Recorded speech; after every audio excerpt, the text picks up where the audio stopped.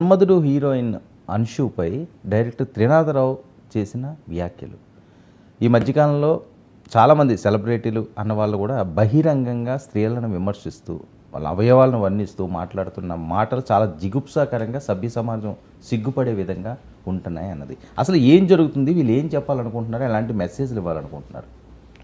అంటే ఇప్పుడు ఆయన ఏమన్నాడో నాకు చెప్పడానికి కూడా నోరు రావడం లేదు. ఆ బయట మన దగ్గర ఉన్నారు సార్, ప్లే చేయమంటే ప్లే చేస్తాం. బయట ప్లే చేయండి. అమ్మాయి ఒక్కసారి ఈ సినిమాలో హీరోయిన్గా కళ్ళ ముందు రాబోసరికి అసలు ఏంది ఇది నిజమేనా అనిపించింది. ఇప్పటికీ అలాగే ఉందా? కొంచెం సన్నబడింది, నేనే కొంచెం తిని పెంచమ్మా, తెలుగుకి సరిపోదు, కొంచెం అన్ని కొంచెం ఎక్కువ సైజుల్లో ఉండాలని చెప్పా. పర్లేదు, కొంచెం ఇంప్రూవ్ అయింది, నెక్స్ట్ టైం బాగా ఇంప్రూవ్ అవుతుంది. అమ్మాయి ఒక్కసారి ఈ సినిమాలో హీరోయిన్గా కళ్ళ ముందు రాబోసరికి అసలు ఏంది ఇది నిజమేనా అనిపించింది. ఇప్పటికీ అలాగే ఉందా?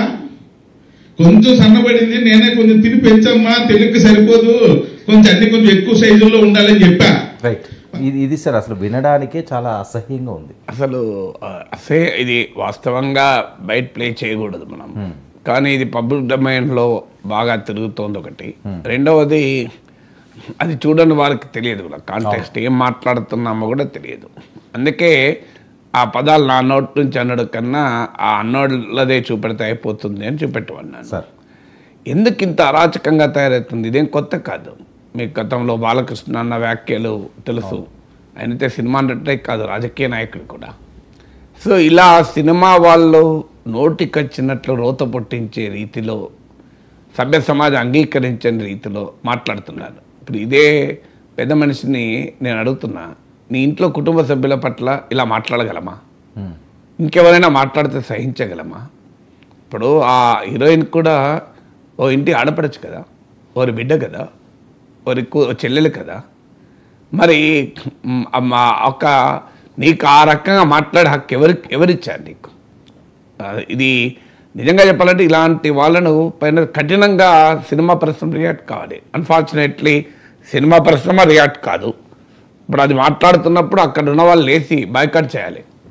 ఇలాంటి అసభ్యకరమైనటువంటి సంభాషణ ఉన్న చోట మేము ఉండము అని.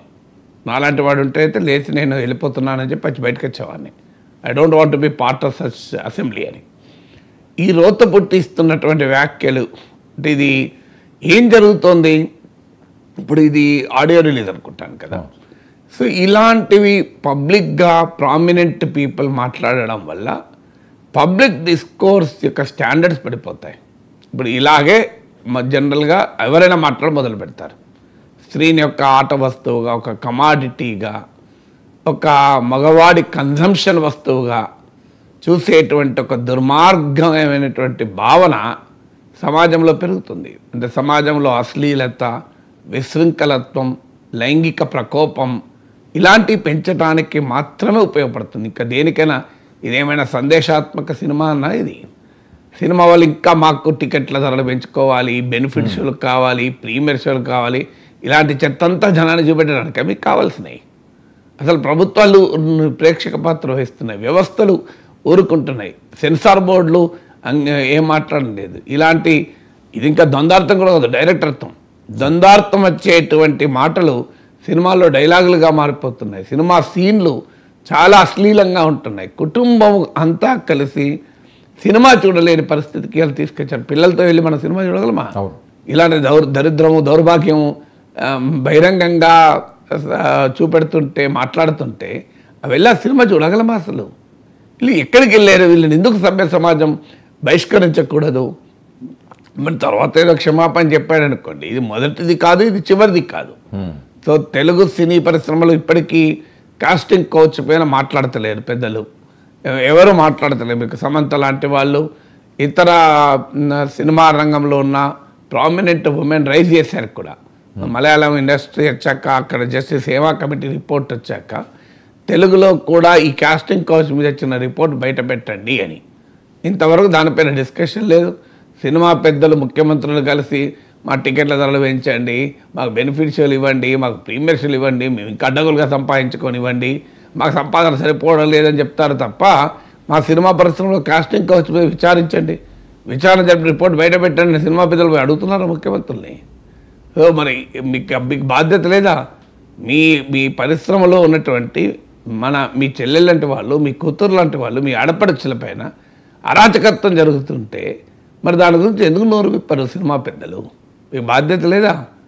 సో ఇవాళ ఇలాంటి వాళ్ళు ఓపెన్గా మాట్లాడుతుంటే ప్రముఖ హీరోలు, ప్రముఖ డైరెక్టర్లు, ప్రముఖ నిర్మాతలు ఏం చేస్తున్నారు? మీకు లేదా బాధ్యత సభ్య సమాజం పట్ల? సినిమా పరిశ్రమ పైన చీమ చిటుక్కు వంటి డిఫెండింగ్ వస్తారు కదా. ఇప్పుడు అల్లు అర్జున్ను కేసులో అరెస్ట్ చేస్తే అందరూ లైన్ వెళ్ళి పరామర్శించారు కదా. మరి ఇలాంటప్పుడు ఎందుకు స్పందించారు మీరు? ఇప్పుడు ఇలాంటి వాటిపైన సినిమా పరిశ్రమ ముక్త కంఠంతో స్పందిస్తే ఇంకోసారి ఇంకో డైరెక్టరు, ఇంకో ప్రొడ్యూసర్లు మాట్లాడతారా ఇంకెవరైనా? సో సినిమా పరిశ్రమలో ఉన్న పెద్దలు ఎందుకు నోరు విప్పడం లేదు? ఈ అసభ్యత, ఈ కుసంస్కారం, ఈ అశ్లీలత బహిరంగంగా వెదజల్లుతుంటే సో మీరు ఏ రకమైనటువంటి బాధ్యత తెలుగు సినీ పరిశ్రమలో ఉన్న పెద్దలు పాటించకపోతే నిజంగా వీటిని మీరు అంగీకరించిన వాళ్ళు అవుతారు కదా, మీరు ఎండార్స్ చేసిన వాళ్ళు అవుతారు కదా. సో మీరు ఒక్కసారి ఆలోచించాలి కదా. సో అందువల్ల సినిమా పరిశ్రమ డిమాండ్ల పైన మాట్లాడతారు. సినిమా పరిశ్రమలో ఎవరికి ఏదైనా అయితే సాలిడారిటీ ప్రకటిస్తారు. కానీ సమాజం పైన సినిమా పరిశ్రమ జరుపుతున్న ఈ రోతపూర్వక దాడి, ఈ అసభ్యమైన దాడిది, ఇది సంస్కారహీనమైన దాడి, అనాగరికమైన దాడిని ఎందుకు అంగీకరించకూడదు? ఎందుకు అంగీకరిస్తున్నారో? మౌనం అంటే అంగీకారం, అర్ధాంగీకారమే. ఇవాళ ఎందుకు మాట్లాడాల్సి వస్తుంది? నిజంగా ఆ బయట చూస్తే అసభ్యం వేసింది. నిజంగా దానిపైన ఏం మాట్లాడాలి అనుకోని నేను 3 రోజుల నుంచి మాట్లాడలేదు ఇక్కడ. ఇవాళ ఎందుకు మాట్లాడాల్సి వస్తుంది? ఖండించడానికైనా మాట్లాడాలి. ఎందుకంటే అందరూ అసభ్యత అనుకొని, అశ్లీలత అనుకొని మనం మాట్లాడకుండా ఉంటే అది కూడా సరైనది కాదు కదా. సో ఆడ మురికి ప్రవహిస్తుంది, మనం ముక్కు మూసుకొని దూరం వెళ్ళిపోయినంత మాత్రాన సమాజాన్ని మనం న్యాయం చేసే వాళ్ళం కాము. మున్సిపాలిటీ వాళ్ళకి చెప్పి మనమే ఆ మురికి లేకుండా చేయగలగాలి. లేకుండా ఆ మురికి అలాగే ఉండిపోతుంది కదా. నువ్వు ముక్కు మూసుకొని పక్కకి జరిగిపోతావు, కానీ మళ్ళీ నెక్స్ట్ వచ్చే వాళ్ళకైతే ఆ మురికి వాసన వస్తుంది కదా. అందువల్ల ఈ మురికిని ఎలా అడ్రస్ చేస్తావు? సినిమా పరిశ్రమలో కనీసమైన సెల్ఫ్ డిసిప్లిన్ ఉండకూడదా? మళ్ళీ కాస్తంత ఎవరైనా సెన్సార్ బోర్డు వాళ్ళకి కత్తిరిస్తే మళ్ళీ సినిమా పరిశ్రమతో మా ఆర్టిస్టిక్ ఫ్రీడమ్ అంటారు. ఇదేనా ఆర్టిస్టిక్ ఫ్రీడమ్ అంటే? సో మీ ఆర్టిస్టిక్ ఫ్రీడమ్ ఇప్పుడు ఏమంటారంటే ఆ హీరోయిన్ ఆమెకి వెళ్ళిన బాధ మీకెందుకు? అయ్యే ఇది మీకు మీ హీరోయిన్కు మధ్య సమస్య కాదు. మీరు ఒక షూటింగ్లో స్టూడియోలో 4 గదుల మధ్య మీరు ఒక హీరోయిన్ ఏమన్నా అంటే అది ఇక్కడికి వచ్చేదే కాదు, మేము మాట్లాడేవాళ్ళే కాదు. మీరు జనంలో ఉన్నారు కదా. It's not an issue between the director and the heroine. ఇప్పుడు ఆ హీరోయిన్ చాలా మంచివాడు డైరెక్టరు, అలాంటి వాడే కాదు, నా పట్ల చాలా గౌరవంగా ఉన్నాడని స్టేట్మెంట్ ఇచ్చారు. ఇప్పుడు అర్థం చేసుకోవాలి. ఇవ్వకపోతే మళ్ళీ మీ సినిమా వాళ్ళ పరిశ్రమలో ఫ్యూచర్ ఉంటుందా? మీరు అంతా కలిసి ఏకమై ఆ అమ్మాయిని పాపం అన్యాయం చేయరా? అందుకే కదా కాస్టింగ్ కౌచ్ వచ్చేది. సో ఇది కూడా కాస్టింగ్ కౌచ్ కిందకే వస్తుంది. ఇప్పుడు బహిరంగంగా ఇట్లా మాట్లాడుతున్నాడంటే ఇక వెనకాల ఎట్లా మాట్లాడుతున్నాం మనం ఊహించగలం కదా. ఇంకా ఏ రకంగా హింసిస్తూ ఉంచగలం కదా. ఒక డైరెక్టర్ వెళ్ళి ఓ హీరోని ముద్దు పెట్టుకుంటాడు, అది కూడా తిరుమల కొండ పైన దేవుని దర్శనం చేసుకొని బయటకు వచ్చాక ముద్దు పెట్టుకుంటాడు బహిరంగంగా. హేమరాచకత్వం అండి ఇది. సో అప్పుడు మనం మాట్లాడము. సో మీరు అందుకే నేను అన్నది. So this is an open casting couch. ఇంతకన్నా కాస్టింగ్ కౌచ్ ఏంటండి ఇది?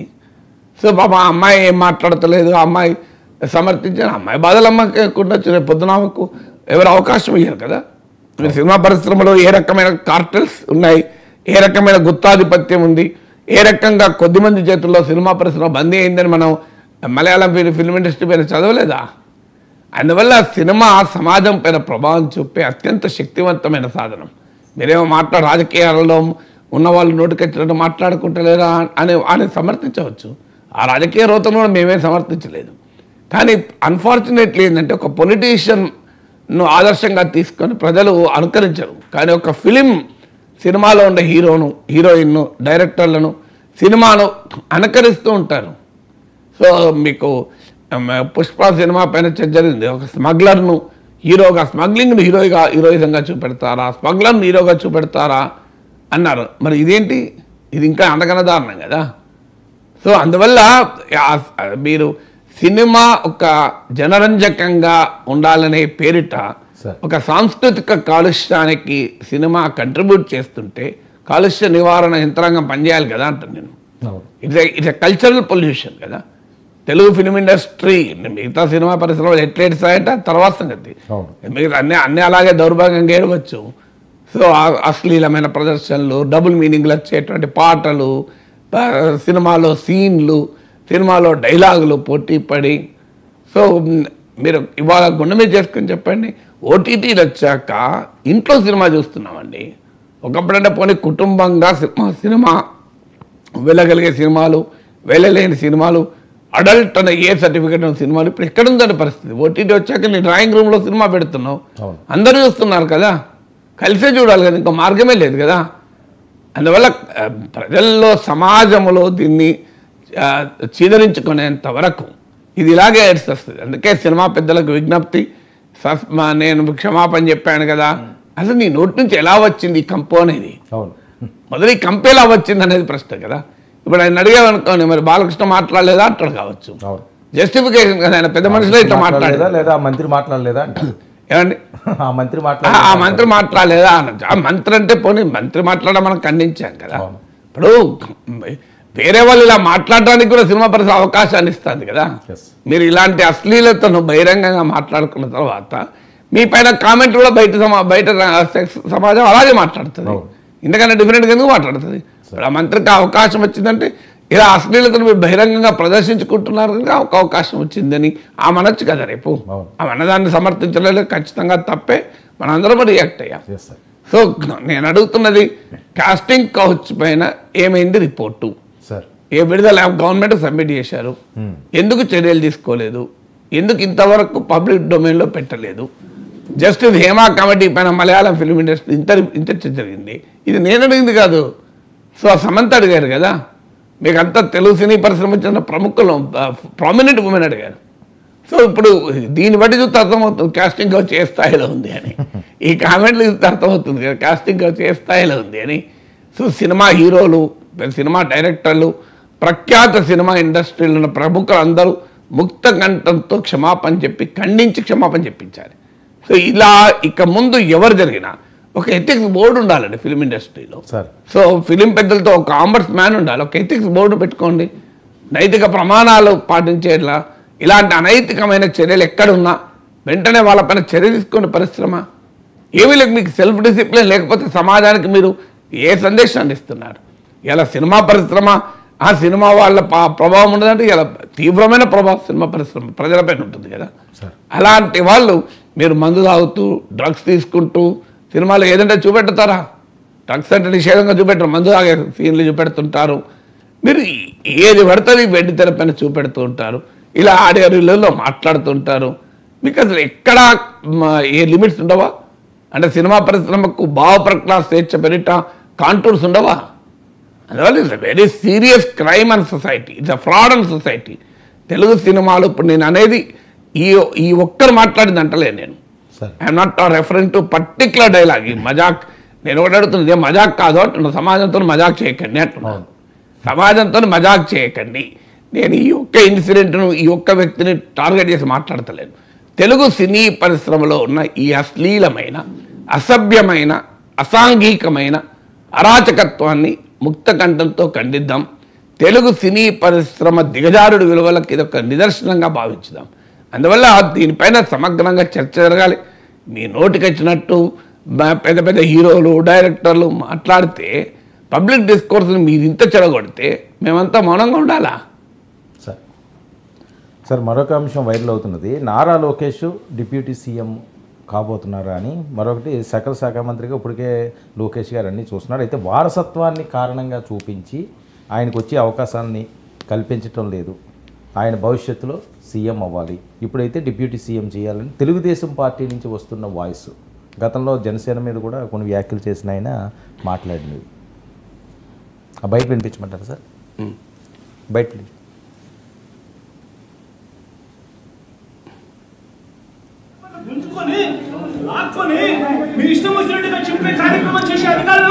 రాజేష్ బయట.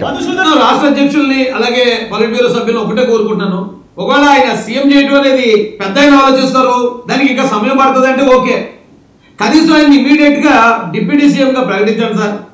డిప్యూటీ సీఎం గా అనౌన్స్ చేసి ప్రతి గవర్నమెంట్ ఆఫీసులోనూ ఆయన ఫోటో కూడా పెట్టండి. రాష్ట్రంలో ప్రతి ఏరియాలో ఉన్న క్యాడర్కి ఆయన్ని పంపించి ఆయన ద్వారా భరోసా ఇప్పించండి. నేను రాష్ట్ర అధ్యక్షుల్ని అలాగే పొలిట్ బ్యూరో సభ్యులను ఒకటే కోరుకుంటున్నాను, ఒకవేళ ఆయన సీఎం చేయడం అనేది పెద్ద ఆయన ఆలోచిస్తారు, దానికి ఇంకా సమయం పడుతుంది అంటే ఓకే. రైట్, ఇది సార్ అంటే ఇది ఇటీవల కాలంలో పెరగటానికి ఇది ఇప్పుడు ఈ కామెంటే కాదు, మీకు ABN Radhakrishna weekend comment with ఆర్కేలో అబ్జర్వేషన్ ఇచ్చాడు సార్. ఏంటి లోకేష్కు చంద్రబాబు నాయుడు క్రియాశీలక రాజకీయాల్లో ఉండడం వల్ల మీకు లోకేష్ ఎదగడానికి ఇదొక అవకాశాలు రావడం లేదు, ఎందుకంటే చంద్రబాబు నాయుడు చూసుకోగలుగుతాడు కదా ఏదైనా అని. సో దానికి ఆయన వీకెండ్ కామెంట్లో కూడా చెప్పాడు, మర్రి చెట్టు కింద ఇతర వృక్షాలు పెరగవు అని. అందువల్ల లోకేష్ను ప్రొజెక్ట్ కావడం లేదు, లోకేష్ ఎమర్జ్ కావటానికి అడ్డంకులుగా మారిపోతున్నాయి. ఇలాంటి అంశాలు తెలుగుదేశం సర్కిల్స్ నుంచే కాదు, ఇప్పుడు మీకు రాధాకృష్ణ లాంటి వాళ్ళ కామెంట్స్ కూడా అదే కంక్లూజన్ తెస్తుంది.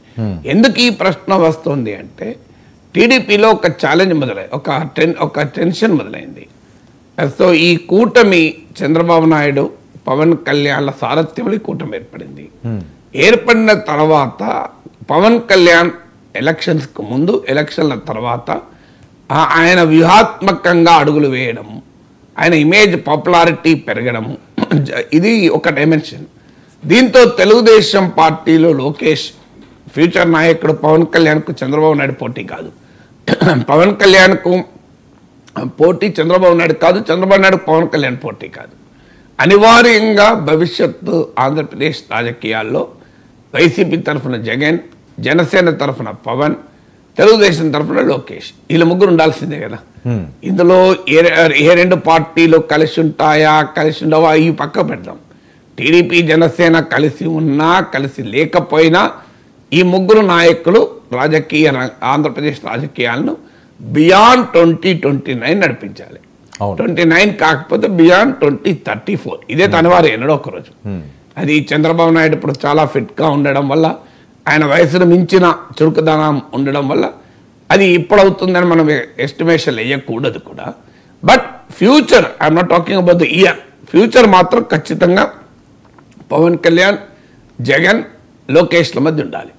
సో ఉండాలి అనుకున్నప్పుడు ఇప్పుడు పవన్ కళ్యాణ్ ఏమో ఆటోమేటిక్గా ప్రొజెక్ట్ అవుతున్నాడు, ఆయన ఎవరు ప్రొజెక్ట్ చేయాల్సిన అవసరం లేదు, ఆయన స్వయం ప్రకాశితంగా ప్రొజెక్ట్ అవుతున్నాడు. కారణం ఆయన ఎన్నికల్లో నిర్వహించిన పాత్ర, అది చంద్రబాబు నాయుడే చెప్పాడు కదా, గేమ్ చేంజర్. ఆయన పవన్ కళ్యాణ్ ఈ రాజకీయ పరిణామాల గేమ్ చేంజర్గా ఉండడం, ఎన్నికల తర్వాత కూడా ఆయన చాలా స్పష్టంగా తన ఇండిపెండెంట్ పొలిటికల్ ఎగ్జిస్టెన్స్ను స్ట్రెంథన్ చేసుకుంటున్నాడు. ఇప్పుడు తిరుపతిలో ఇన్సిడెంట్ జరిగింది, ముఖ్యమంత్రి వెళ్ళాడు, కానీ ఉప ముఖ్యమంత్రి కూడా ఇండిపెండెంట్గా వెళ్ళాడు. వెళ్ళడమే కాదు, కామెంట్లు కూడా చేశాడు. అందుకే ఏబిఎన్ రాధాకృష్ణ లాంటి వాళ్ళ కామెంట్, ముఖ్యమంత్రితో కలిసి వెళ్ళి ఉంటే బాగుండేది, ఒకే విలేకరుల సమావేశంలో కామెంట్ చేస్తే ఒక రకంగా ఉండేది, విడివిడిగా చేయడం వల్ల రకరకాల సిగ్నల్స్ పోతున్నాయంటూ కామెంట్ చేశారు. కానీ మరి చంద్రబాబు నాయుడు విడివిడిగా తీసుకొని పోయి ఉంటే పవన్ కళ్యాణ్ రానన్నాడా? సో చంద్రబాబు నాయుడు ఒక్కడే వెళ్ళాడు, వెళ్ళినప్పుడు ఆటోమేటిక్గా పవన్ కళ్యాణ్ ఆయనంతటా వెళ్ళాడు, వెళ్ళి ఆయన కామెంట్ చేశాడు. మీకు చంద్రబాబు నాయుడు హాస్పిటల్లో పరామర్శించి వెళ్ళి సమీక్ష చేస్తున్న సమయంలో అన్ని తెలుగు ఛానల్ మీరు గమనించిన ఆ టైంలో చంద్రబాబు నాయుడు సమీక్ష పైన వార్తలు ఇస్తున్నాయి, ఫోకస్ అంతా చంద్రబాబు నాయుడు సమీక్ష పైన ఉంది. సడన్గా అన్ని ఛానళ్ళు పవన్ కళ్యాణ్ వైపు తిరిగాయి, ఎందుకంటే అక్కడికి పవన్ కళ్యాణ్ వచ్చాడు, పవన్ కళ్యాణ్ మాట్లాడడం మొదలుపెట్టాడు. సో కొంతమంది మీడియా వారితో తెలుగుదేశం వారు అభ్యంతరాన్ని కాకపోయినా ఈ అంశాన్ని రైజ్ చేశారు కూడా. ఏంటి సార్, చంద్రబాబు ముఖ్యమంత్రి సమీక్షను కూడా మీరు మధ్యలో ఆపారు, కవర్ చేయకుండా. మేమేం చేస్తాం, మీ ఉప ముఖ్యమంత్రి ఆ సమయానికి వచ్చి ఆయన మాట్లాడుతుంటే మరి మేము కవర్ చేయకుండా ఉండగలమా? సో అందువల్ల ముఖ్యమంత్రి సమీక్షను కూడా మీ క్లౌడ్ చేసేసింది ఉప ముఖ్యమంత్రి పర్యటన. ఇది సహజంగానే తెలుగుదేశం అభిమానులకు కాస్త ఇబ్బందిగా మారింది, ఏమనలేరు కానీ ఇబ్బందిగా మారింది అని అనడానికి ఉదాహరణ రాధాకృష్ణ కొత్త పలుకులే. సో ఆయన ఆ తెలుగుదేశం వర్గాల్లో వ్యక్తమవుతున్న ఆ ఫీలింగ్ సెంటిమెంటు మీరు ఒక రకంగా ఆయన వ్యాఖ్యానంలో మనకు కనిపించింది. సో అందువల్ల ఆయన తెలుగుదేశం శ్రేణుల్లో ఉండే ఎమోషన్స్ను ఆయన రాశాడు కదా. సో ఎందుకు ఇది అవుతుంది అంటే ఇలా పవన్ కళ్యాణ్ ఇంకొకటి కూడా ఏంటంటే ఇండిపెండెంట్గా అసర్ట్ కూడా చేసుకుంటున్నాడు. ఇప్పుడు ఉదాహరణకు హోంమంత్రి పైన ఆయన చేసిన వ్యాఖ్యలు కానీ ఇలా పవన్ కళ్యాణ్ ఈ chatting out and independent course. ఇప్పుడు తిరుపతి లడ్డు అంశం కూడా తెలుగుదేశం పార్టీ చంద్రబాబు నాయుడు కామెంట్లతో మొదలైంది, కానీ అది తెలుగుదేశం కంట్రోల్లో లేకుండా పోయింది. పవన్ కళ్యాణ్ వచ్చి నేను సనాతన ధర్మ బోర్డు పెట్టాలి అంటూ ఆయన దీక్షలు చేయడము, దాన్ని ఇంకో లెవెల్కి తీసుకెళ్ళాడు పవన్ కళ్యాణ్. సో చంద్రబాబు నాయుడు ప్రారంభించిన దాన్ని తనదైన శైలిలో తనదైన మార్గంలో పవన్ కళ్యాణ్ దాన్ని తీసుకెళ్ళాడు ఇష్యూను. ఇలా మీకు ఇప్పుడు 3 ఇష్యూస్. తిరుపతి ఇప్పుడు తొక్కిసలాట విషయంలోనైతే టీడీపీ వాళ్ళు కుట్ర సిద్ధాంతాన్ని ప్రవచిస్తూ ఉన్నారు. ఇది జగన్ కాలంలో ప్రవేశపెట్టిన టోకన్ల వల్లనే జరిగింది, జగన్ హయాంలో ప్రవేశపెట్టిన 10 రోజుల వైకుంఠ ద్వార దర్శనం వల్లనే జరిగింది, ఇది ఇందులో ఏదో కుట్ర దాగి ఉంది, కావాలని చేస్తున్నారంటూ దీన్ని గత ప్రభుత్వం పైన తోసేసే పని చేస్తుంటే సడన్గా పవన్ కళ్యాణ్ వచ్చి టీడీపీ పొలిటికల్ అటాక్ పైన నీళ్లు చల్లాడు. పవన్ కళ్యాణ్ వ్యాఖ్యలు నీళ్లు చల్లాడు, ఆయన కావాలని చల్లాడని కాదు. పవన్ కళ్యాణ్ చేయమన్నాడు, మీరు క్షమాపణ చెప్పండి, నేనే క్షమాపణ చెప్తున్నా, మీరు చెప్పడానికి ఏముంది అంటూ టీటీడీ చైర్మన్ ఈవోను లిటరల్లీ క్షమాపణ చెప్పించాడు. అంటే తెలుగుదేశం పార్టీ అప్పటిదాకా క్రియేట్ చేస్తున్న నరేటివ్ ఏంటి, మా తప్పేమీ లేదు, ఈ ఇన్సిడెంట్కు ప్రభుత్వ యంత్రాంగం తప్పు కాదు, ఈ తప్పంతా గత ప్రభుత్వం అనుసరించిన పద్ధతులు కొనసాగడం వల్లనే, గత ప్రభుత్వంలో ఉన్న అధికారులు ఉండడం వల్లనే కింది స్థాయిలో ఇలా రకరకాల నరేటివ్ క్రియేట్ చేశారు. ఇది కుట్ర అనే స్థాయికి వెళ్ళారు. సో మీరు అది కుట్ర, ఈవెన్ ఆ రోజుల్లో ఆంధ్రజ్యోతిలో కథనం కూడా వచ్చింది, 2022 నుంచి కూడా తొక్కిసలాటలు జరుగుతున్నాయి, జగన్ ప్రవేశపెట్టిన టోకన్ల వల్లనే ఇదంతా జరిగింది అని. సో ఈ నరేటివ్ బిల్డ్ చేస్తున్న సమయంలో పవన్ కళ్యాణ్ వచ్చి పంక్చర్ చేసి పడేశాడు. ఆయన బేషరతుగా ఆయనే క్షమాపణ చెప్పి క్లియర్గా జగన్మోహన్ రెడ్డి, అందుకే మీరు గమనించండి పవన్ ఉన్న సమయంలో జగన్ కూడా వచ్చాడు. జగన్మోహన్ రెడ్డి మాటలుగా డిమాండ్కి వాల్యూ పక్కకు పోయింది, ఎందుకంటే జగన్ చెప్పాల్సింది పవనే చెప్పేశాడు. క్షమాపణ చెప్పమని జగన్ అడిగితే జగన్ అడగాల్సిన అవసరమే లేకుండా పవన్ చెప్పాడు. దానివల్ల పవన్ కళ్యాణ్ ఇమేజ్ కూడా పెరిగింది. ఎందుకంటే ప్రజల్లో ఉండే మూడు కూడా ఆడ తొక్కిసలాట జరిగి 6 చనిపోతే కళ్ళ ముందట ముఖ్యమంత్రి సమీక్షలో చైర్మన్ ఈవోలు ఓరుకోరు వాదించుకుంటే సమన్వయ లోపం క్లియర్గా కనబడుతుంటే ప్రభుత్వమే అధికారులను సస్పెండ్ చేస్తుంటే అధికారులు సమన్వయ లోపం ఉందని ముఖ్యమంత్రి కూడా వ్యాఖ్యానిస్తుంటే మళ్ళీ గత ప్రభుత్వ కుట్ర అని మళ్ళీ అంటే జనం నమ్ముతారా? మీరే చెప్తున్నారు, మీకు మన కళ్ళ ముందర జరుగుతుంది ఇవన్నీ. ఆఖరికి ఈవోకు చైర్మన్కే పడదాయే. సో అది ముఖ్యమంత్రి ఏమీ చేయలేని పరిస్థితి, ఆయన ముందటే వాదించుకుంటారు. అది ఈనాడు ఆంధ్రజ్యోతిలోనే పతాక శీర్షిక, పోనీ సాక్షిలో వస్తే మనం పక్కకు పెట్టచ్చు. ఇదంతా జరుగుతున్న సమయంలో పవన్ కళ్యాణ్ కంప్లీట్గా టూక్ కంప్లీట్లీ డిఫరెంట్ స్టాండ్ తీసుకొని ప్రజల అభిమానాన్ని ప్రశంసను కూడా పొందాడు. ఇట్లుండాలి లీడర్ అంటే, చూడు ఇది దానికి శశబిషలు లేవు, బేషిజాలు లేవు, తప్పును ఒప్పుకున్నాడు, అది కదా గొప్పతనం అని పవన్ కళ్యాణ్కి ఎక్కలేని ప్రశంస వచ్చింది. మీరు మొత్తం డిస్కోర్స్ను ఒక రకంగా పవన్ కళ్యాణ్ డైవర్ట్ చేసేసాడు మొత్తం. ఇవన్నీ జరుగుతున్నప్పుడు తెలుగుదేశం శ్రేణిలో టెన్షన్ మొదలైంది.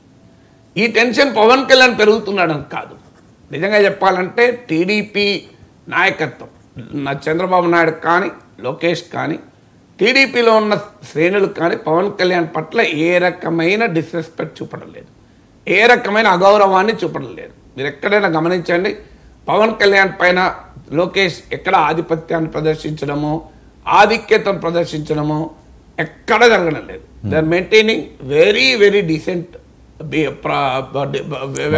అంత యాక్టివ్గా ఆయన బయటకు కూడా రావట్లేదు సార్. ఏదన్నా బట్ పవన్ కళ్యాణ్ తగ్గించేటువంటి విధంగా చంద్రబాబు నాయుడు చేయడం లేదు, పవన్ కళ్యాణ్ చేయడం లేదు, తెలుగుదేశం చేయడం లేదు. మనం ఇది ఫ్యాక్ట్. పవన్ కళ్యాణ్ కూడా చేయడం లేదు. ఎక్కడ చంద్రబాబు నాయుడు గౌరవాన్ని ఆయన క్వశ్చన్ చేయడమో, చంద్రబాబు నాయుడు నాయకత్వాన్ని పట్ల అవిధేయత ప్రకటించడమో, తాను ఒక ప్యారలల్ పవర్ సెంటర్ అని తనకు తాను ప్రదర్శించుకోవడమో చేయడం లేదు. పవన్ కళ్యాణ్ చేస్తున్నది తన అస్తిత్వాన్ని, తన పొజిషన్ అసెప్ట్ చేసుకుంటున్నాడు. Not at the cost of Chandrababu Naidu, within the Chandrababu Naidu లీడర్షిప్లోనే చేస్తున్నాడు. అందువల్ల యాజ్ ఆఫ్ నౌ పవన్ కళ్యాణ్కు లోకేష్కి ఏదో పరుగు పందం ఉందని, వాళ్ళిద్దరి మధ్య ఏదో పోటీ ఉందని మనం అనుకోకూడదు. రెండు రాజకీయ పార్టీలు ఎవరి పార్టీని పెంచుకోవడం వాళ్ళకి అవసరం కదా. ఇలా లోకేష్ను చేయాలి అని వస్తున్న డిమాండ్ కూడా it is not an anti Pawan Kalyan demand. తెలుగుదేశంలో ఈ డిమాండ్ రావటానికి కారణము పవన్ కళ్యాణ్ ఏదో ఎదిగిపోతున్నాడు, పవన్ కళ్యాణ్ ఏదో తగ్గించాలి అనే ఉద్దేశంతో వస్తున్న డిమాండ్ కూడా కాదు. ఏ కన్సర్న్ వస్తుంది అంటే భవిష్యత్ ఆంధ్రప్రదేశ్ రాజకీయాల్లో అక్కడ జగన్ ఇటు పవన్ ఉంటే తెలుగుదేశానికి ఎవరు నాయకుడు? చంద్రబాబు నాయుడు యాక్టివ్గా ఉన్నంతకాలం ఇబ్బంది లేదు. అవును, ఎందుకంటే చంద్రబాబు నాయుడుతో పోటీ ఎవరికి లేదు. కానీ మరి 5 ఏళ్ళలో 10 ఏళ్ళలో తర్వాతే తప్పదు కదా. సో ఈ ట్రాన్సిషన్ పూర్తి కావడం లేదన్నది టీడీపీ వర్గాల్లో ఆందోళన. అందువల్ల టీడీపీ వర్గాల్లో వస్తున్న ఈ డిమాండ్ పవన్ కళ్యాణ్ తగ్గించడానికి వస్తున్న డిమాండ్ కాదు. పవన్ కళ్యాణ్కు ప్రజల్లో పెరుగుతున్న ఆదరణ, ఎదుగుతున్న తీరు వల్ల తెలుగుదేశం వర్గాల్లో ఒక ప్రశ్న ఎదురవుతుంది. అది ఇన్సెక్యూరిటీ, అభద్రతాభావం అంటే చాలా పెద్దది పదము. కానీ ఒక క్వశ్చన్ ఎదురవుతుంది. మా పార్టీకి నాయకత్వం భవిష్యత్తు, ట్రాన్సిషన్ నాయకత్వం అనేది ఏంటి? సో ఈ ప్రశ్న రావడం వల్ల ఇది పవన్ కళ్యాణ్ అసర్ట్ చేసుకుంటున్న కొద్దీ, Pawan Kalyan independent role play చేస్తున్న కొద్దీ, సమాజంలో పవన్ కళ్యాణ్ ఇమేజ్ పెరుగుతున్న కొద్దీ అనివార్యంగా ఈ ప్రశ్న తెలుగుదేశంలో పెరుగుతుంది. ఆ పెరగడమే ఇప్పుడు లోకేష్ డిప్యూటీ సీఎం చేయాలి, లోకేష్ డిప్యూటీ సీఎం చేయాలనేది పవన్ కళ్యాణ్ పోటీగా కాదు, తెలుగుదేశం భవిష్యత్ నాయకత్వాన్ని ప్రొజెక్ట్ చేయాలనే ఉద్దేశంతో. అది మనం తప్పని కూడా అనలేము. ఎందుకంటే జనసేన ఒక పార్టీ, టీడీపీ ఒక పార్టీ, రెండు భిన్నమైన పార్టీలు లేనప్పుడు భిన్నమైన పార్టీలను నిలబెట్టుకునే బాధ్యత ఆయా పార్టీ నాయకులకు ఉంటుంది కదా. అందుకే మీరు గమనించండి, మోడీ వచ్చిన సమయంలో వైజాగ్లో మీకు అడ్వర్టైజ్మెంట్ ఫోటోలు చూడండి, పవన్ కళ్యాణ్ చంద్రబాబు నాయుడుతో పాటు లోకేష్ ఫోటోలు ఉన్నాయి, మోడీతో పాటు. సో మీరు ఆ మీటింగ్లో కూడా లోకేష్కు ప్రాధాన్యత కూడా ఇచ్చారు. అందువల్ల ఇది తెలుగుదేశం శ్రేణుల్లో వస్తున్నటువంటి డిమాండ్లకు ప్రాతిపదికది.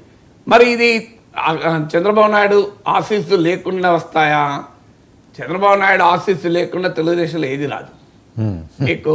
కానీ చంద్రబాబు నాయుడే చేయిస్తున్నాడు అని నేను చెప్పలేను. కానీ బట్ చంద్రబాబు నాయుడుకు కోపం వస్తుందంటే మాత్రం ఎవరు మాట్లాడారు కదా. అవును. సో అందువల్ల డెఫినెట్గా తెలుగుదేశంలో ఈ తర్జన భర్జన మొదలైంది. ఇది మరి ఏ రకంగా లోకేష్ను ఎలివేట్ చేయడం తెలుగుదేశానికి అవసరం, అదొక రాజకీయ ఆవశ్యకత. ఈ రాజకీయ ఆవశ్యకతను అమలు చేసే సమయంలో పవన్ కళ్యాణ్కు గ్రహణం పట్టించడానికో పవన్ కళ్యాణ్ తగ్గించడానికే చేస్తున్నారన్న భావన పోతే టీడీపీ జనసేన వర్గాల్లో గ్యాప్ పెరుగుతుంది. ఇప్పుడు ఆల్రెడీ క్షేత్రస్థాయిలో ఈ సమస్య వస్తుంది. మీకు అనేక చోట్ల క్షేత్రస్థాయిలో కాంపిటేటివ్ డిమాండ్స్ పెరుగుతున్నాయి. ఘర్షణ అని నేను చెప్పలేను, టీడీపీ జనసేన మధ్య కాన్ఫ్లిక్ట్ అనరాదు, కాంపిటీషన్ అయితే పెరుగుతుంది. Difference between conflict and competition. ఇప్పుడు ఈవెన్ టీటీడీలో ఈవెన్ దర్శనానికి ఇచ్చే లెటర్ల నుంచి మొదలుకొని అన్ని విషయాల్లో కూడా ఈ కాంపిటీషన్ పెరుగుతుంది. నామినేటెడ్ పదవుల్లో ఈ కాంపిటీషన్ పెరుగుతుంది. పొలిటికల్ డామినేషన్ కొరకు క్షేత్రస్థాయిలో పెరుగుతుంది. ఇప్పుడు టీడీపీ జనసేన ఎమ్మెల్యే ఉన్న చోట టీడీపీలో ఎస్టాబ్లిష్ లీడర్స్ ఉన్నారు. పేరుకు అక్కడ జనసేన ఎమ్మెల్యే ఉన్నాడు, కానీ టీడీపీ నుంచి ఎస్టాబ్లిష్ లీడర్స్ ఉన్నారు. వారి నుంచి తీవ్రమైన రెసిస్టెన్స్ వస్తుంది ఆధిపత్యం కొరకు. ఇప్పుడు హనీమూన్ పీరియడ్ అయిపోయిందని మొన్న పవన్ కళ్యాణ్ ఇంకో కాంటెక్స్ట్లో ఉన్నాడు. టీడీపీ జనసేన మధ్య ఇంకా హనీమూన్ పీరియడ్ ఏమి అయిపోలేదు. కానీ అనివార్యంగా ఈ కాంపిటీషన్ కాన్ఫ్లిక్ట్గా ఎన్నడో ఒక రోజు మారుతుందా? యాజ్ ఆఫ్ టుడే కాన్ఫ్లిక్ట్ కాదు, అది ఎక్కడో ఒక చోట కాన్ఫ్లిక్ట్గా కూడా పరిణమించవచ్చు క్షేత్రస్థాయిలో అక్కడున్న స్థానిక సిచ్యువేషన్ వల్ల. ఇప్పుడు ఒంగోలు ఉంది, ఒంగోలులో బాలినేని జనసేనలోకి వచ్చారు, ఆటోమేటిక్గా అక్కడ ఉన్న జనార్దన్ టీడీపీ ఎమ్మెల్యే నుంచి ఆ రెసిస్టెన్స్ వచ్చింది, ఈయన ఎలా తీసుకుంటారని. సో ఇలాంటివి కొన్ని చోట్ల స్థానికంగా లోకల్ డైమెన్షన్స్ వల్ల కాన్ఫ్లిక్ట్ బహిర్గతం కావచ్చు. కానీ ఓవరాల్గా మ్యాక్రో లెవెల్గా స్టేట్లో చూస్తే it is not conflict, it is more competition. ఈ కాంపిటీషన్ అనివార్యంగా కాన్ఫ్లిక్ట్గా మారుతుంది ఇది రోజులు గడుస్తున్న కొద్దీ. అందువల్ల ఈ కాన్ఫ్లిక్ట్గా మారడం అనేది ఈ అంటే మ్యాక్రో లెవెల్లో అక్కడ పవన్ కళ్యాణ్ లోకేష్ మైక్రో లెవెల్లో ఈ కాంపిటీషన్ కాన్ఫ్లిక్ట్, ఈ రెండు పరస్పరం ఒకదాంతో ఒక సంబంధం ఉంది. పైన లోకేష్ ప్రొజెక్షన్ కాస్త పవన్ కళ్యాణ్కు పోటీగా అనే భావన కనుక వస్తే ఈ కాంపిటీషన్ తొందరగా కాన్ఫ్లిక్ట్గా మారుతుంది. కాదు, పవన్ కళ్యాణ్ స్థాయి పవన్ కళ్యాణ్దే, లోకేష్ను ఎలివేట్ చేయడం తెలుగుదేశం అవసరం రీత్యా చేసుకుంటున్నారనే భావన ఉంటే ఈ కాంపిటీషన్ కాస్త కాన్ఫ్లిక్ట్ కావడం ఆలస్యమవుతుంది. అది ఏ రకంగా ప్రొజెక్ట్ అవుతుంది, ఎప్పుడు ప్రొజెక్ట్ అవుతుంది అన్న దానిపై ఆధారపడుతుంది. ఇంకొక డైమెన్షన్ ఏమవుతుందంటే వైసీపీలో వెళ్ళిపోతున్న నాయకులు టీడీపీలో చేరలేకపోతే వాళ్ళు జనసేన వైపు వస్తున్నారు. బాలినేని ఒక ఉదాహరణ, దానికి బాలినేని ఉదయభాను వాళ్ళు ఉదాహరణ. రేపు ఇంకా పెరుగుతుంది ఇది. అవును, అంటే ఒక వైసీపీ కనుక నిలబెట్టుకోలేని పరిస్థితి వస్తే తమ నాయకుల్ని వాళ్ళు ఎటుపోవాలి, టీడీపీలో జనసేన కనవాలి, బీజేపీలో కన్నా వెళ్ళాలి. టీడీపీలోమో హౌస్ఫుల్ ఉంటుంది చాలా చోట్ల. అది ఎందుకంటే చాలా చరిత్ర ఉన్న పార్టీ కనుక జనరేషన్స్ ఆఫ్ లీడర్షిప్ ఉంటుంది ఆ పార్టీకి. అందువల్ల నీకు అనివార్యంగా వైసీపీ నుంచి ఇటువైపు వస్తారు. అది స్థానికంగా ఇష్యూస్గా మారుతున్నాయి. అందుకే ఆ ఒంగోలు ఉదాహరణ చెప్పి. సో అందువల్ల ఈ టీడీపీ జనసేన మధ్యలో ఉండేటువంటి పొలిటికల్ డైమెన్షన్స్ యొక్క ఒక రూపమే ఈ డిమాండ్, లోకేష్ డిప్యూటీ సీఎం చేయాలి అని. ఎందుకంటే రేపేంటి భవిష్యత్ ఏంటి, తెలుగుదేశం పార్టీకి లీడర్షిప్ నాయకత్వం పూర్తిగా ఎవాల్వ్ కాకపోతే, పూర్తిగా ఎలివేట్ కాకపోతే పార్టీ నష్టపోతుంది.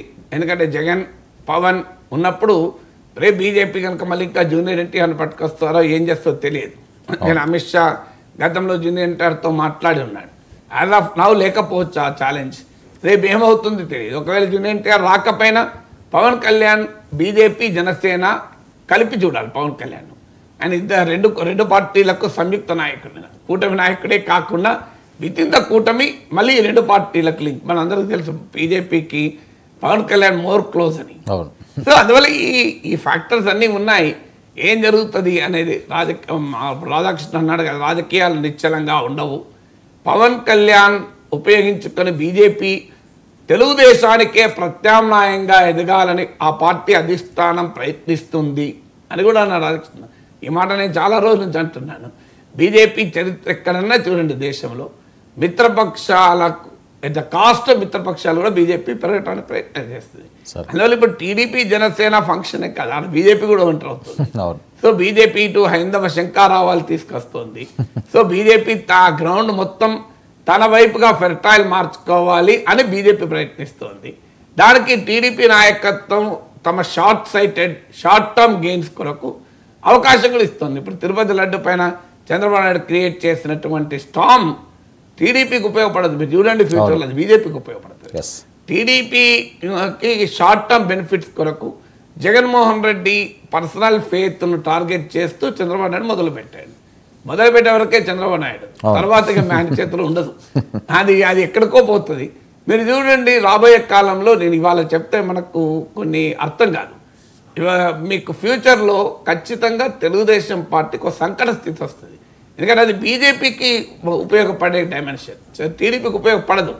బీజేపీ టీడీపీతో కలిసి ఉన్నంత కాలం ఆ ఇష్యూ సమస్య కాదు.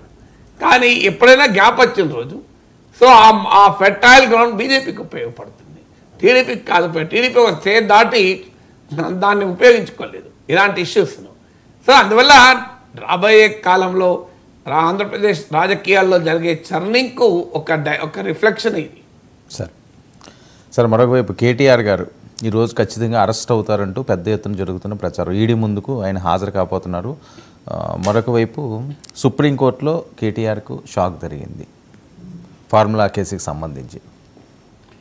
అంటే షాక్ అంటేనే నేరస్తులని సుప్రీంకోర్టు చెప్పలే, హైకోర్టు చెప్పలేదు. మనకు అర్థం కావాల్సింది ఏంటంటే ఇది క్రిమినల్ జస్టిస్ సిస్టంలో వివిధ స్టేజెస్ ఉంటాయి. ఇప్పుడు ఆయన పైన యాజ్ ఆఫ్ నౌ ఆరోపణే, అక్యూజ్డే. ఎప్పుడైనా ఒక కేసు నీ మీద పెట్టబోతుంటే చట్టం కొన్ని ప్రొటెక్షన్లు ఇస్తుంది. ఉదాహరణకు యాంటిసిపేటరీ బెయిల్కి వెళ్ళచ్చు. నీ పైన కేసు పెడితే ఆ కేసు పొలిటికల్లీ మోటివేటెడ్, దానికి ఎలాంటి ఆధారాలు లేవు, కావాలని పెడుతున్నారంటూ ఆ కేసు కొట్టివేయండి అంటూ క్వాష్ పిటిషన్లు వేయచ్చు. సో ఈ క్వాష్ పిటిషన్ కోర్టు ఎంటర్టైన్ చేయొచ్చు, ఎంటర్టైన్ చేయకపోవచ్చు. యాంటిసిపేటరీ బెయిల్ పిటిషన్ ఎంటర్టైన్ చేయొచ్చు, ఎంటర్టైన్ చేయకపోవచ్చు. అందువల్ల ఇవన్నీ ఒక నిందితుడికి ఆరోపణకు గురవుతున్న వ్యక్తికి ఉన్న లీగల్ ఇన్స్ట్రుమెంట్స్.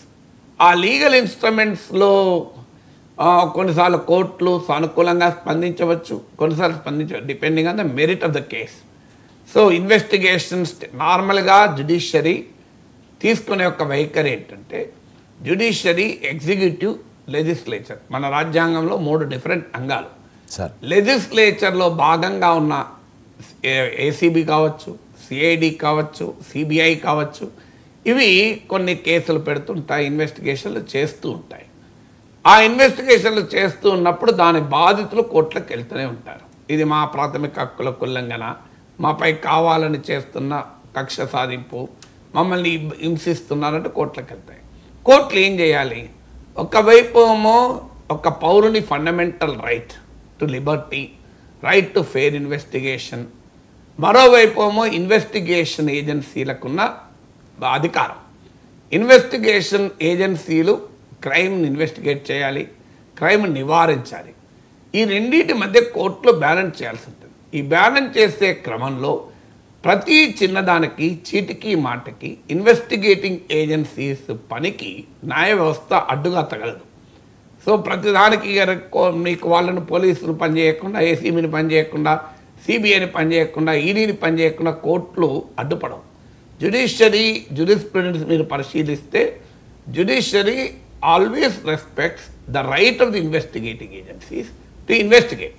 అది ఈడీ, సిబిఐ, ఏసీబీ, సిఐడి ఇలాంటి ప్రభుత్వ విచారణా సంస్థల ప్రభుత్వ ప్రత్యక్ష పరోక్ష ప్రభావంలో ఉండే విచారణా సంస్థల విచారించేటువంటి రాజ్యాంగపరమైన వారి హక్కు కావచ్చు, బాధ్యత కావచ్చు, దాన్ని న్యాయ వ్యవస్థ గౌరవిస్తూ ఉంటుంది. ఆ గౌరవించే క్రమంలో చాలా సందర్భాల్లో క్వాష్ పిటిషన్లు కొట్టేస్తుంది. So it need not reflect on the case, it need not reflect on the accused. మనకేంటంటే మీడియా కొన్ని పడిగట్టు పదాలు ఉంటాయి. కేసీఆర్కు షాక్, కేటీఆర్కు చుక్కెదురు, కేటీఆర్కు కోర్టులో చుక్కెదురు అంటే అది మీనింగ్ ఏమొస్తుందంటే కోర్టు కేటీఆర్ని ఏదో దోషిగా ప్రకటించింది అని. ఇవి మన జర్నలిజంలో ఉండే పడిగట్టు పదాల సమస్య. దానికి తమ్మునీళ్ళు ఇంకెక్కువ. కేటీఆర్ సంఘకు షాక్ అని సుప్రీంకోర్టు వేసి దానికి 2 ఫోటోలు వేస్తే సుప్రీంకోర్టు ఏదో కేటీఆర్ లోపలేసిందనే భావన కలుగుతుంది. బట్ క్రిమినల్ జస్టిస్ సిస్టమ్ అర్థమైతే నార్మల్గా కోర్టులు ఒక క్రైమ్ ఇన్వెస్టిగేషన్లో చీటికి మాటికి ఇన్వాల్వ్ అయ్యి ఇన్వెస్టిగేటింగ్ ఏజెన్సీస్ పనిని అడ్డుకో. ఎప్పుడో ఒకసారి చాలా రేర్గా, అంటే ఏ రకమైన విచారణకు అవకాశము లేని కేసుగా ఉందనుకోండి, అప్పుడు పర్సనల్ లిబర్టీ కూడా ముఖ్యం కనుక, ఫండమెంటల్ రైట్స్ కూడా ముఖ్యం కనుక కోర్టు వచ్చి క్వాష్ చేస్తుంది. అసలు ఈ కేసులోనే ఏం పసలేదు, మీరు అనవసరంగా కేసు పెట్టారని. అందువల్ల మీకు ఇప్పుడు బెయిల్ ఇచ్చేటప్పుడు కోర్టులు ఏం చేస్తాయి? ప్రాథమికంగా సాక్ష్యాధారాలు ఉన్నాయా లేవా, ప్రైమా ఫేసి అని అంటారు. ప్రైమా ఫేసి ఉంది అంటే బెయిల్ ఇవ్వదు, లేదా కేసు ఎలో చేస్తుంది. ప్రైమా ఫేసి ఆధారాలు ఉన్నాయన్నా ఎలో చేస్తుంది. It did not reflect on entire case. ఇప్పుడు క్వాష్ పిటిషన్ స్టేజ్లో, బెయిల్ పిటిషన్ స్టేజ్లో కేసు మెరిట్స్లోకి కోర్టులు పోవు. దాన్ని ప్రాథమికంగా చూస్తాయి. ఇందులో విచారణకు స్కోప్ అవసరమా లేదా, విచారణకు స్కోప్ ఉంది అంటే క్వాష్ పిటిషన్ కొట్టేస్తాయి. దాన్ని మనం చుక్కెదురు, షాక్ అని మనం రాసుకుంటుంటాం. సో అందువల్ల ఈ కేసులో ఇప్పటికీ తేలింది ఏమీ లేదు. As of now it is ఆరోపణ. సో కేటీఆర్ ఆరోపణ, కేటీఆర్ ఏమనేది నేను ఒక ప్రభుత్వ విధానపరమైన నిర్ణయం ఇది, అందువల్ల దీంట్లో నేను ఎక్కడ అవినీతి పాల్పడ్డాను ఆయన అంటాడు. లేదు ఆర్బీఐ నిబంధనలకు వ్యతిరేకంగా ఒక ఫారిన్ కంపెనీకి మనీ ట్రాన్స్ఫర్ అయింది, హెచ్ఎండిఏకి సంబంధం లేకుండా హెచ్ఎండిఏ నుంచి వచ్చింది, క్యాబినెట్ ఆమోదం లేకుండా జరిగింది అని ప్రాసిక్యూషన్ వారి ఆరోపణ. So it takes lot of time.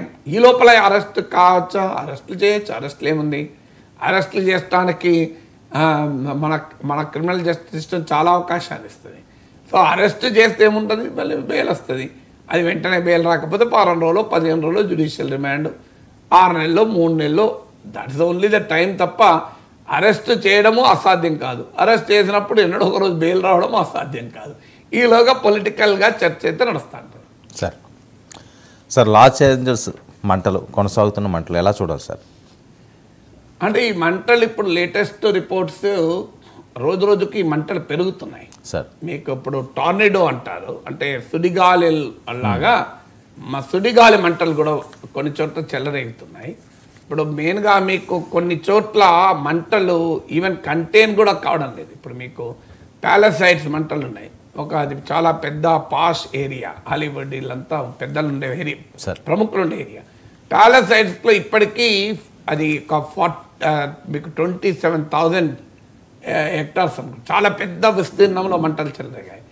Even today 14% control అయింది యాజ్ ఆఫ్ నౌ. తర్వాత ఈటన్ ప్రాంతం ఉంది, అక్కడ కూడా పెద్ద ఎత్తున వచ్చింది, అరౌండ్ 14,000 ఏకర్స్లో అనుకుంటా. సో అక్కడ కూడా ఒక 33% కంట్రోల్ అయింది అంతే. అంటే మొదటి ఛాలెంజ్ ఏంటంటే ఈ మంటలు కంట్రోల్ కావడం లేదు, ఇప్పటికీ కూడా పూర్తి స్థాయిలో కంటైన్ చేయలేకపోయారు. అమెరికాకు చెందిన ఫైర్ ఫైటర్స్, ఫైర్ ఇంజన్లే సరిపోక చివరి కెనడా, మెక్సికో లాంటి దేశాలకు కూడా ట్రంప్ అవహేళన చేస్తున్న ఈ దేశాల నుంచి కూడా ఫైర్ ఫైటింగ్ ఎక్విప్మెంట్ వచ్చింది. సో మీకు విమానాలతో, హెలికాప్టర్లతో కూడా నీళ్ళు చల్లుతున్నారు. కానీ ప్రాబ్లం ఏంటంటే ఇంకా ఈవెన్ మేజర్గా ఎరప్ట్ అయిన ఫైర్స్ కంటైన్ కావడం లేదు. ఈలోగా విండ్స్ 100 కిలోమీటర్ల కన్నా వేగంగా గాలులు వీసే అవకాశం ఉందని తాజాగా వాతావరణ శాఖ హెచ్చరించింది. అంటే ఆల్రెడీ మంటలు చెలరేగాయి, చాలా చోట్ల చెలరేగాయి. ఆ మంటలు ఇప్పటికీ చాలా బీభత్సమైన నష్టం చేశాయి. ఇప్పటి వరకు 12,000 ఇండ్లు దగ్ధమయ్యాయి, $275 బిలియన్ నష్టం. మీకు 150,000 మంది నిరాశ్రయులయ్యారు. అందువల్ల ఇప్పటికే బీభత్సం చాలా భయంకరంగా జరిగింది. చాలా ఇన్సూరెన్స్ కంపెనీలకు కూడా చాలా చోట్ల హౌస్ ఇన్సూరెన్స్ రెన్యూ చేయలేదు. ఇలాంటి బీభత్సంగా ఉన్న సమయంలో ఇప్పుడు గాలులు కూడా మళ్ళీ ఇంకెక్కువ వీస్తున్నాయి. నిన్న నైట్ కూడా వెదర్ డిపార్ట్మెంట్ ప్రకటన ఏంటంటే 100 మీకు వేడి చాలా భారీగా గాలులు వీచే అవకాశం ఉంది, 100 కిలోమీటర్స్ వేగంతో కూడా. ఈ గాలులు ఏమవుతాయంటే ఈ మంటల్ని మరింతగా పెంచుతాయి. అక్కడున్న జాగ్రఫీ మీకు లాస్ ఏంజల్స్ ఏరియాలో జాగ్రఫీ చూస్తే అర్థమవుతుంది. సో అందువల్ల ఇప్పుడు ఈ మంటలు ఇంకా విస్తరిస్తాయన్న ఆందోళన కూడా కలుగుతుంది. అంటే ఒకవైపు ఏమో కంటైన్ చేయలేకపోతున్నారు, నేను ఇంతకుముందు చెప్పినట్లు ప్యాలసైడ్స్లో 14% కంటైన్ అయింది, అలాగే మీకు ఈటన్ ప్రాంతంలో 33% కంటైన్ అయింది. ఇంకా పూర్తి స్థాయిలో కంటైన్ కాలేకపోతుంది. పైగా ఈ గాలులు వీసినప్పుడు ఇంకా ఆ మంటలు విస్తరించేటువంటి ప్రమాదం కూడా ఉంది. సో అందువల్ల స్టిల్ ఏ మేజర్ క్రైసిస్, ఇంకా టోటల్గా క్రైసిస్ను కంప్లీట్గా కంట్రోల్లోకే రాలేదు. చాలా ఆందోళనకరమైనటువంటి అంశమే. డెఫినెట్గా లాస్ ఏంజల్స్ మంటలు ఇంకా ఎంతమందిని ఎఫెక్ట్ చేస్తుంది. ఈ లోపల లూటింగ్ జరుగుతుంది, దాదాపు $2 లక్షల లూటింగ్ చేసేవారి నుంచి పోలీసులు పట్టుకున్నారు కూడా. అంటే ఏ స్థాయిలో లూటింగ్ జరుగుతుందో చూడండి. సో అంటే ఈ మంటల వల్ల ఇల్లు వదిలేసి వెళ్ళిపోతుంటే ఆ ఇళ్ళని లూట్ చేస్తారు, ఎందుకంటే ఇవి చాలా కాస్ట్లీ ఏరియాలో. ఇప్పుడు ప్యాలసైడ్స్ ఉందనుకో, ప్యాలసైడ్స్ ప్రాంతంలో 9,000కు పైగా ఇళ్ళు ఉన్నాయి. ఇందులో average value of the house $3.1 million, అంటే $31 లక్షల. నేను ఈ ప్రాంతం అంతా 2023 ఆగస్టులో వెళ్ళి చూసొచ్చాను కూడా. నేను లాస్ ఏంజల్స్లో మా అన్నయ్య కొడుకుంటాడు. సో అందువల్ల ఆ ప్రాంతం అంతా చూసొచ్చాను. అందువల్ల I can understand the geography there. So మీకు ప్యాలసైడ్ ప్రాంతంలో 31 lakh, మీరు లాస్ ఏంజల్స్ వెళ్తుంటే మీకు కనబడుతుంటాయి చాలా కాస్ట్లీ హోమ్స్ గుట్టల మీద. సో అలాంటి ప్రాంతం అది. అందువల్ల ఇట్స్ ఎ హ్యూజ్ లాస్. దానికి మామూలు కెలామిటీ కాదు. ఇది ఎప్పుడు క్లోజ్ అవుతుందో కూడా అర్థం కాని పరిస్థితిలో ఉంది. Thank you so much.